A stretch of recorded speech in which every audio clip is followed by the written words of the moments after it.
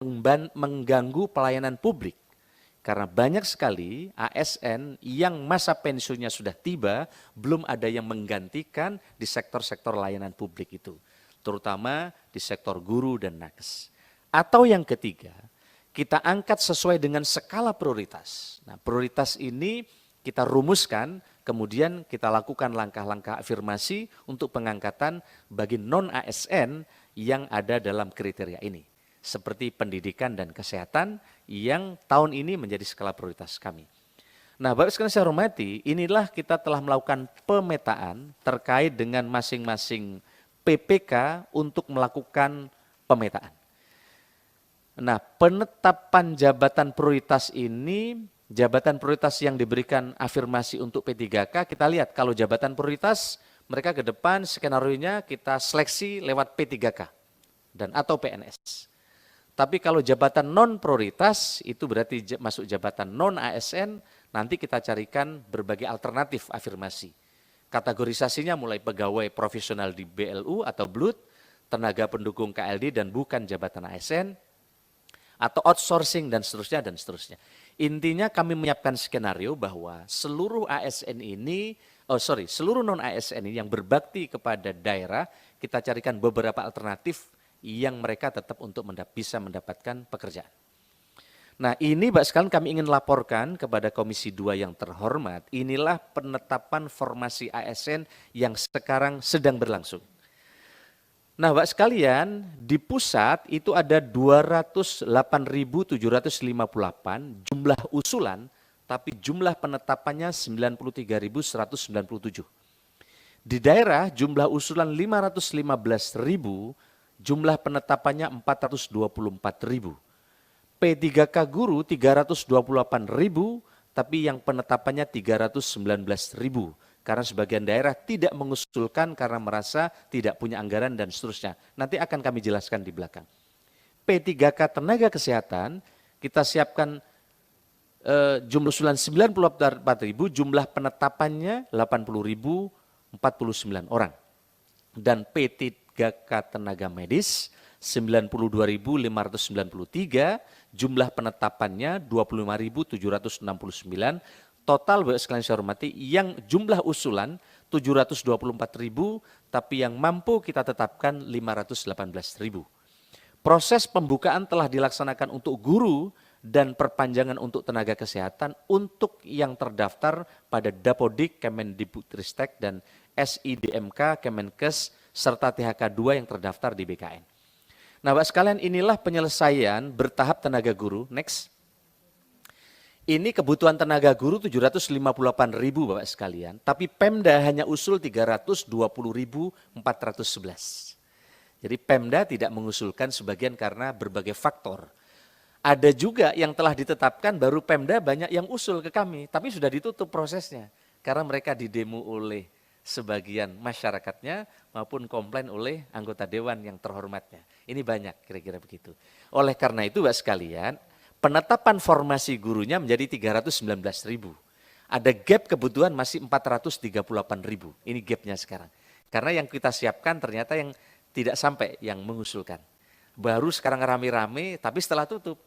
Padahal terakhir itu kan Juli Pak. Juli terakhir. Nah, tapi sekarang masih banyak yang bersurat, tapi kan nggak mungkin karena prosesnya udah jalan. Nah, begitu juga penyelesaian bertahap untuk tenaga kesehatan non-ASN di 2022.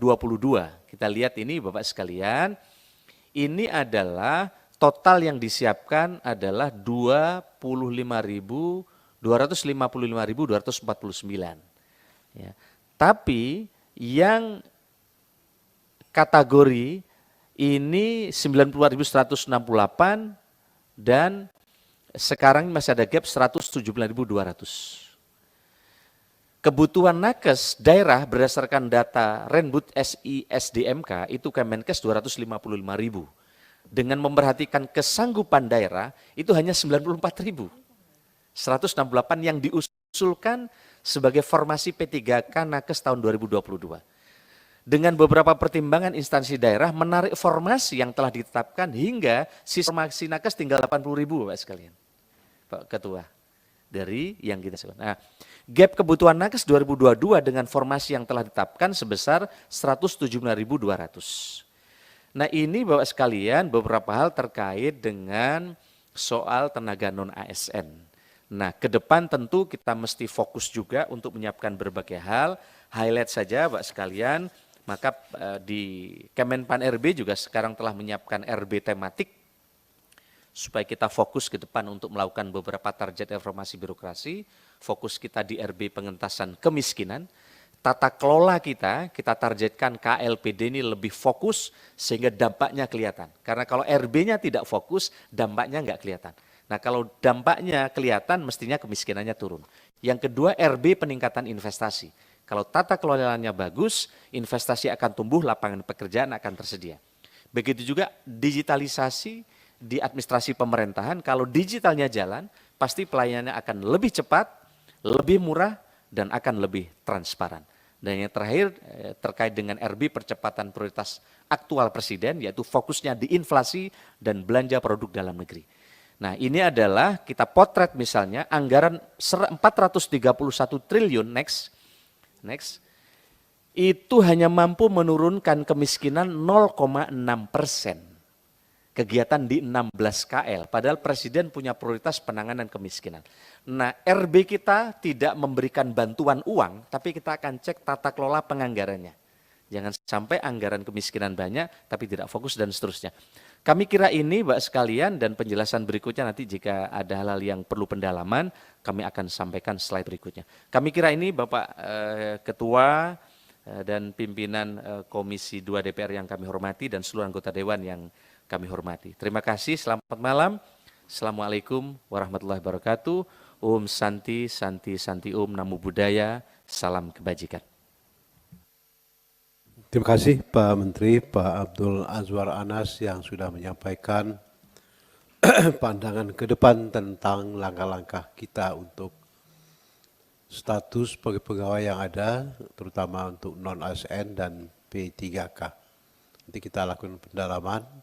Berikut kita dengarkan apa yang akan disampaikan oleh Badan Kepegawaian Negara. Pak Bima, kami persilakan.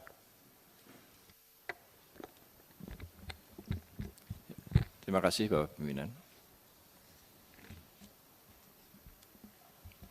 Bismillahirrahmanirrahim. Assalamualaikum warahmatullahi wabarakatuh. Selamat malam, salam sejahtera untuk kita semua. Om Swastiastu, Namo Buddhaya, salam kebajikan. Yang terhormat pimpinan dan para anggota Komisi 2 DPR RI, yang terhormat Bapak Menteri Pan RB beserta jajaran, dan para hadirin yang berbahagia. Puji dan syukur kehadirat Tuhan Yang Maha Esa, hari ini kami dapat bersilaturahmi pada rapat kerja dan rapat dengar pendapat antara Komisi 2 DPR RI dengan Kementerian Pan RB dan BKN. Pada kesempatan ini kami mengucapkan terima kasih atas dukungan, saran, dan masukan dari Komisi 2 yang disampaikan selama ini. Pimpinan dan anggota Komisi 2 yang saya hormati,